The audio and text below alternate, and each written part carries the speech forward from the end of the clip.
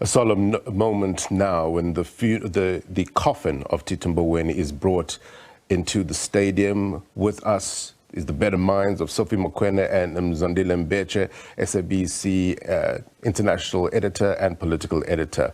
The gravity of the moment, as you know, this is a special official funeral, Category 2, which means what you're seeing on your screen now is police ceremonial elements. Let's listen in before we bring in our guest.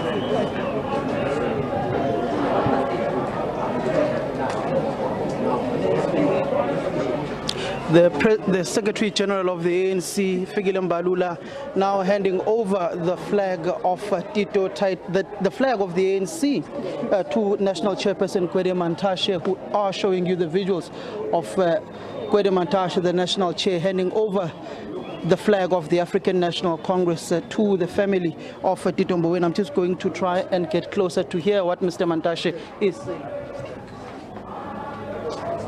That was the National Chair of the ANC handing over the flag of the African National Congress to the family of Tito Mboweni.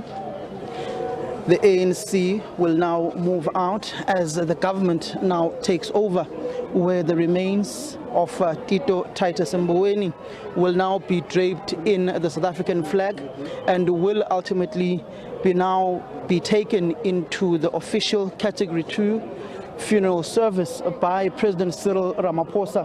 We have just seen him as well. He has just landed in an SANDF chopper here at the Nkowa Stadium for the official funeral Category 2 of Tito Titus Mboweni, a revered struggle icon who was a very close friend of Maria Ramos, the former, who spoke so eloquently about Tito Mboweni earlier in the week as well. As you can see, the Secretary General of the ANC, Fikile Mbalula, alongside Musanda, the Provincial Secretary of the ANC in Limpopo, and also Puleshai, the Regional Chairperson of Nomen Mashabane region, and also Matibe, who is the Regional Chairperson of Vembe region in Limpopo. They ultimately will also be part of the funeral service of this gallant struggle icon, who was one of the pioneers of South Africa's labor laws within the country. For this particular memorial service, President Cyril Ramaphosa will ultimately also deliver the eulogy. Looking at the lives and times of Tito Mboweni, he was one of those who spoke very openly that the African Bank should be converted into a state bank in order to break the monopoly of the big banks within the country. He also spoke about a state mining company. You'd remember how Mbazima Mashilowa, the former COSATU's General Secretary, also spoke about Tito Mboweni's role in the formation of South Africa's laws in the country, particularly labor laws in the country. Then you go to Tito Mboweni's tenure at the South African Reserve Bank as the governor. You look at how in one meeting of the Reserve Bank with the shareholders, he was ultimately sued for alleged racist comments and defamation, and he won that particular case in court. And that just tells you how the man who many have spoken about to be very outspoken, to be eloquent, and who was a disciplinarian and who was focused and who was ethical. One of the very few leaders post-apartheid in a democratic dispensation in South Africa who have not been accused of any wrongdoing, of any corruption. He represented the people with dignity. He also represented the people of his area, Tzaneen, Makgabaskloof, Mopane, diligently as well. And he also spoke about how the youth needs to be given an opportunity within the ranks of government and within the ranks of the African National Congress. What comes to mind is how Tito Mboweni Blaine, when he was called upon to be the Minister of Finance, he was very reluctant in taking up that particular post and told President Mbeki that you can't keep recycling old faces into government positions. Rather give the youth an opportunity to also lead. Blaine, I am just looking out for Maria Ramos, who also worked with Tito Mboweni and was a friend of Tito Mboweni after they came back from exile. I saw her with her husband earlier on, Trevor Manuel. I can't seem to locate them at this point in time, Blaine. But as the conversations continue, we will also definitely engage with her. Oh, I can see her at this point in time. I am just going to try her. Former Minister Trevor Manuel, how are you, sir? Very well. I'm good, thanks. I'm good, thanks. Just your memories of the late Minister Tito Mboweni. If you want memories, it'll take a very long time. Tito was a very special human being. There was all the quirkiness of Tito. He was funny in that kind of way, but beneath that was a very deep intellect that thought intensively about the issues that confront South Africa and always was focused on what we can do to ensure that we improve on the quality of life of people in a measurable way. As an economist, measurement was important to Tito, and this was what he did. Whether as Minister of Labour, as Governor of the Reserve Bank, but more importantly, just as an intellectual and as an economist, it was the focus of his entire adult life. But he was also warm and funny, and that's what made him such a special human being. What are some of your hardest moments working with him as the Minister of Finance? The hardest moments working with him, particularly some of the fiscal monetary policies that you had to go through with him as a governor and you as a finance minister? Ministers of finance are always the least popular amongst their colleagues.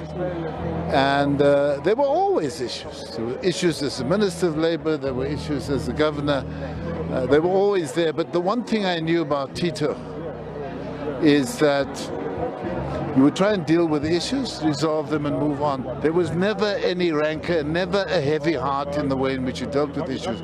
And that's what made friendship with him even more important than comradeship. It was just the way in which Tito lived and related. And that is why across the political spectrum, everybody still celebrates the contribution of Tito Mboweni. It's a great life. You know, but there were also other times. I mean, I've reflected on when times were tough for me, when I had to lead the process of Kia. He didn't ever let me feel that it was me. It was something we had to do together. And when we got to Mahikeng in December of 1997, he led the crafting of perhaps the most remarkable resolution that brought the RDP and GEAR together, but also spoke about what economics ought to mean in the lives of people. Tito was a great friend, a great ally, and just somebody wonderful to be around. Thank you very much, Mr. Trevor Manuel. I am just going to try and also steal Ms. Maria Ramos and just speak to her on her friendship with Tito Mboweni. We are just going to move in here, Blaine. We are just going to quickly go to her, as we were going to try and speak to her earlier on. I know at this point in time Ms. Ramos, sorry to steal you at this particular point. You wrote a very eloquent piece on Tito Mboweni and your friendship with him. Just a summation of it for our viewers. Well, Tito was a friend of many, many, many years. And as I said in the piece, first I'm going to miss him. But I think what we need to do is to make sure we both honor his contribution to our country, which is very long, very meaningful, covers a number of very important sectors. His contribution going all the way back to the formation and the development of the ANC's economic policy, but also labor policy, labor legislation, as governor of the Central Bank, of the South African Reserve Bank, and in business, where Tito made a huge impact too. But more than anything else, I think for me personally, Tito was a friend with a caring, respectful, loving friendship that spanned many decades. And Trevor and I and our families are going to miss him. I don't think we should also lose sight of the fact that Tito was a great internationalist, he was a great African, and fundamentally he was somebody who believed that democracy was the thing we had needed to continue to fight for. So, thank you. Thank you very much, Ms. That was Maria Ramos, a friend of Tito Mboweni, who says that he was part and parcel of the crafting of the ANC's economic policies that crafted South Africa's economic trajectory, that he played a pivotal role not only within the government space but also the business space. He was an internationalist. You remember how we had just spoken to the spokesperson of the chairperson of the African Union Commission, who spoke highly about Tito's contributions, particularly after that summit of African heads of state here in South Africa, when they spoke about the change that needs to be enforced through the African Union on some of the monetary fiscal policies of the African continent. You look at how South Africa from 2018 has tried to roll out and implement the Africa Free Trade Area, and that just shows you the role that this particular revered struggle icon. You look at people who have converged here at Nkowa Stadium to remember the life and times of Tito Mboweni, to accompany him to his final resting place. His organization, the African National Congress, which in many respects represents the hopes, the aspirations, the dreams of many South Africans, many of them who are donning the colors of the black, green and gold, sitting on those particular stands, who see a better life for themselves in the hands of the ANC, that, in the words of the incumbent deputy president, in the former deputy president rather of the country, David Mabuza, said that it seems as if the ANC is getting worse day by day. You look at some of the questions Tito Mboweni asked of the former president of the ANC, the former president of the country, Jacob Zuma, on question, quote, "Is it personal or is it political? Why would you do this to the ANC, Comrade Zuma?" End of quote. That were the words of Tito Mboweni on X, particularly after the aftermath of the disastrous elections that the ANC had come from. You go to another one where he spoke about the economic freedom fighters, which is represented by its leader, Julius Silo Malema here, when he said it is painful what has happened to the EFF, and that the EFF should not be erased of the political space after they were politically annihilated by the MK party in the province of KwaZulu-Natal Plain. The president of the Republic, Cyril Ramaphosa, he has arrived here at Nkowa Stadium. The remains of Tito Mboweni are currently being draped in the colors of the South African flag, which represents blood that was spilled red during the apartheid struggle, which Tito Mboweni was a part of, which green represents agrarian and hope there, Blaine. Your interview with Trevor Manuel reminds me of the context provided by former President Thabo Mbeki in an interview with Sophie Mokoena, where he was going through the need for, at that time, back in 1999, for the political head of Treasury to interact or have an understanding with the head of the Reserve Bank. Hence, Tito Mboweni was brought in 1998. At that time, the law was talking about you needed at least a year in terms of banking experience. Then he took over in 1999. It talks about that interaction of the understanding of the policy, of the fiscal policy, marrying with the monetary policy of the Reserve Bank. And let's bring in Sophie Mokoena, particularly on that interview that you had with the former President Thabo Mbeki. We actually saw him arriving there a few minutes earlier. I'm particularly reminded about the significance that Tito also made to the ANC, coming in significantly before the 1994 elections. And he's being heralded today, even today, for those two policy documents, you know, that he did help develop. And of course, those were the Ready to Govern as well as the Reconstruction and Development Program. Just speak to us about, of course, the symbolism of that, you know, ANC flag being presented to the family and just the significance of Tito Mboweni to the ANC. This was his life. This was his home. This was what he knew as a young person. This is what he sacrificed in terms of ensuring that that organization does survive, and it continued to function by going to Lesotho, by going to the United Kingdom, by going to Lusaka. But people don't know. You know, you talk of Tito, maybe when you see him at crafting of policies and all of that, he was actually a deployee of Free State after 1994, as an ANC deployee, where you get responsibility to work with the party at the provincial level. So he used to drive himself to Free State. I knew because he would pass Frankfurt, going to Bethlehem, to the meetings. So ANC has been his home, his friend, and everything. And him playing that role, as Mbeki pointed out, was quite critical, and that's what he would have wanted to do. And but when you look at what's happening now, as Samkelo pointed out, very aggrieved in terms of the situation within the party. Perhaps let's take a listen at what Mbeki had to say about Tito. What role could Tito have played during this critical time where ANC is facing challenges? Let's take a listen. And I think Mzwai will know better. Emily, we were shocked with the news that he's passed on, because we knew him as someone who was healthy. His sickness was so sudden, and you see, if somebody has been sick for a long, as a family, you expect anything and prepare yourself. But in this instance, it was not like that. It happened so sudden. I'm emotional, and like I'm emotional, and I have questions, and I wish. Yeah, I wish you were still here, you know.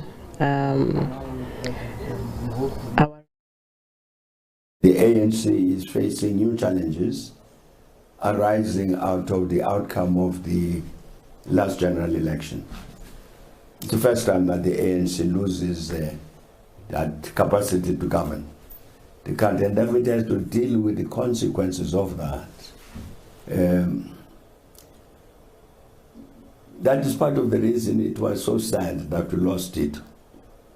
Because you needed people like Tito, you needed Tito himself in the processes in the ANC to answer the questions about how do we deal with this new situation. You know, in our foundation, the Thabo Mbeki Foundation, we've got two senior committees. There's a board of trustees and the council of advisors. Yeah, look, Mzwai, the relationship that Tito Mboweni had with an Mbeki who said he met him in Lusaka, Zambia, remembers him coming there to Lusaka, Zambia after studying in Lesotho and East Anglia, and he was already an economist, right, by the time he met him. And he was tasked by the ANC to kind of figure out how to deal with the South African economy post-liberation. How did his role within the party change over the years?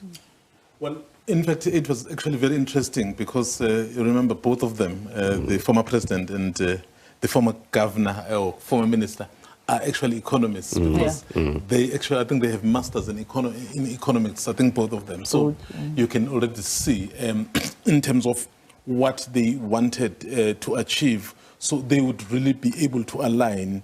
They would really be able to align. And I think it's no wonder why then Tito Mboweni was then forwarded to the Reserve Bank. And I mean, at the great advice of someone like Thabo Mbeki, who really was very instrumental, remember, around what was happening in the economic crafting of South Africa's outlook. So, you know, some people, you know, there are people who are able to study the mannerisms. Yes. I mean, because we have been following this, I mean, Sophie would attest to this.